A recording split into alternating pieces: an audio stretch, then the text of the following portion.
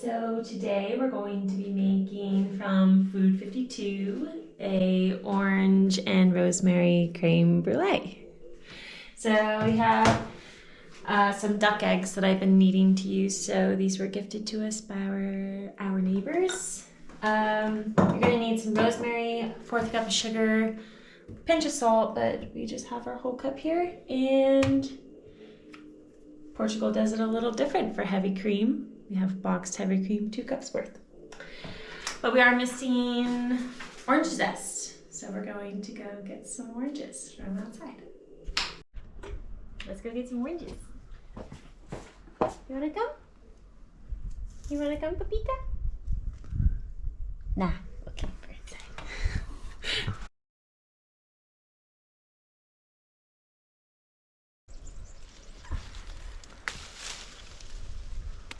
One orange.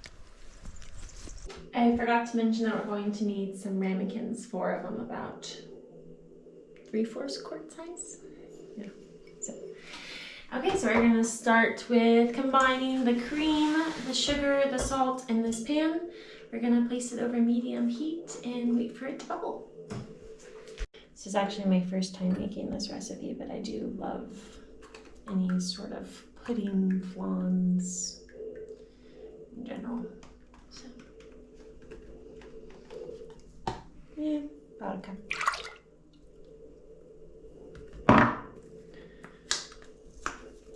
There are some very big differences between the grocery stores in the US and here in Portugal. One of which is the style that they store milk stuff. You would normally find these obviously refrigerated and in bigger bottles in the US, but they come in these nice, cute little cartons here. Same with the milk. 2 cups heavy cream. Now we're going to add our 1/4 cup of sugar. No granulates spared. And we have some pretty thick, coarse salt. So 1 pinch of that will be enough. Just about medium heat, we're going to place our combined mixture and begin to stir till the sugar dissolves. We're going to be looking for some bubbles to begin to form around the edges of the pan. It's been about 4 to 5 minutes. As you can see, we're starting to get some of our very obvious bubbles around the side, and our sugar's completely dissolved. So we're going to take this off of heat, add our aromatics, and move on to the next step. Our 1 orange, and add our sprig of rosemary for our aromatics portion. So just gently using my zester. Try not to get too deep down into the pulp, because the more of the zest on the top is obviously more pungent in taste. So.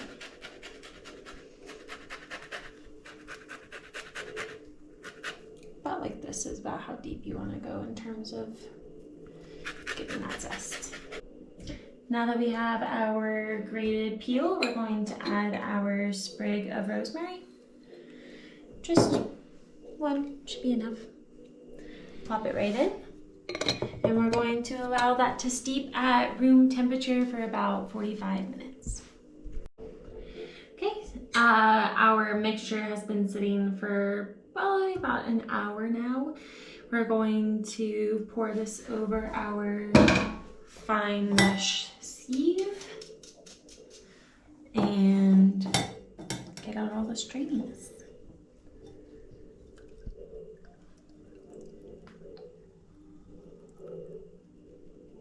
Just like that. And it smells impeccable.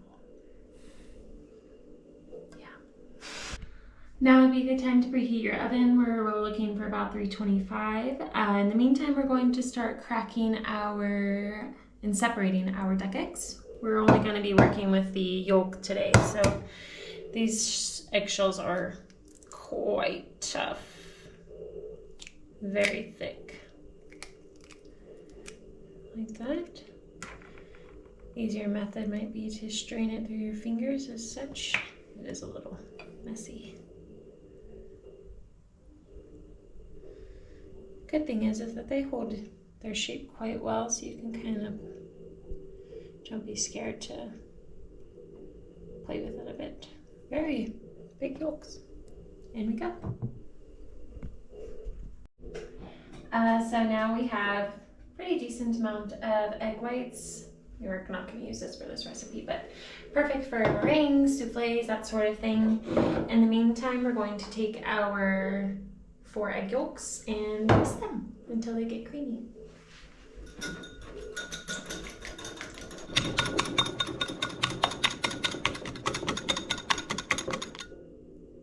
So now it's been about a minute, and the mixture is definitely thicker, a little bit lighter in color, exactly what we're looking for. Now we're going to pour this into our cream mixture, very gradually whisking it together.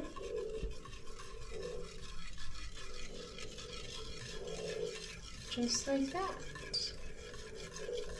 Taking our now whisked egg and combined cream mixture, we're going to then strain it again for good measure.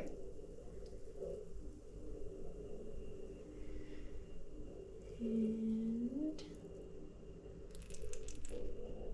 you can also use duck eggs. My husband loves to make them in omelets. They are very thick though, and they create very, what did you say, puffy omelets? Viscous. Viscous. But his omelets definitely seem more creamier than a regular chicken egg. Now that we have our mixture, we're going to equally divide it into our ramekins. We have a baking dish that is deep enough to fit the ramekins so that we can fill the boiling water up and allow it to reach about halfway up the ramekin. So I'm gonna just fill those up one at a time. Try to make it as equal as possible.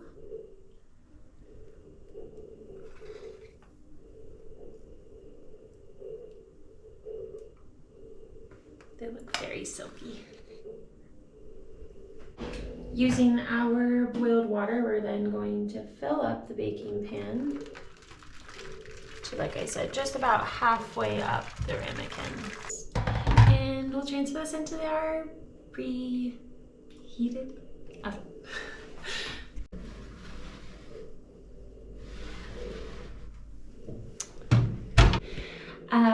My oven is a little bit smaller, so the instructions say about 20 to 35 minutes, but mine will probably take more, about 20, 25. So just be sure to check the custards every 5 or so minutes. You want to make sure that the center is still a little jiggly. You don't want it to be completely formed all across. Okay, mine took about 27 minutes. Yeah, 27 minutes. And if you see, come in. See how the center is just slightly trembling? Same thing with this one. That's about the good stopping point. We're going to take them out of the water and place the ramekins on this cooling rack for about 25 minutes.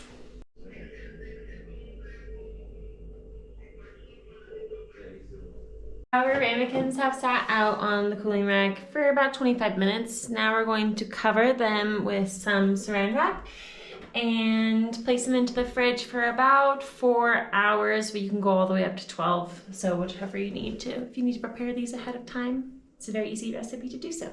Fast forward 4 hours, and now we are back with our very chilled custards. Not very jiggly anymore, but now we're going to do the sugar topping that makes it kind of like the hard shell that everyone loves to break. So, in order to get our crackly top, we're going to take a little bit of sugar, like so. We're going to place it on top of our cream. Same thing for all 4 of them. You want a nice thin coating layer. That way when we apply the flame, it kind of bubbles and makes its own layer on top of the cream. Now, using my very mini little cute torture, we're going to apply some heat with the flame to the sugar in order to create the layer of the hard crust that we will be able to crack into. So don't be afraid, it does take some time to build up the sugar to get an even application of the heat. I'm just going to be spinning my ramekin. I've got a nice, good, solid base going. I'm just going to top it off. The smell is incredible. I love the smell for sure. Okay, after just a few minutes, there you have it, a nice even burn. We're gonna let this sit for just a minute to allow the sugar to harden, and then we will break into it. And now for the best part. Nice.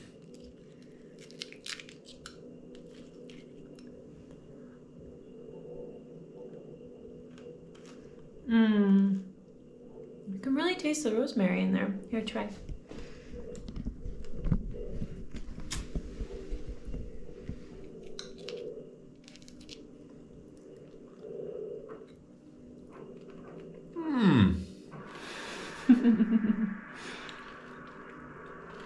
That's really, really good. Thank you for watching along. And that is a orange rosemary creme brulee. See ya.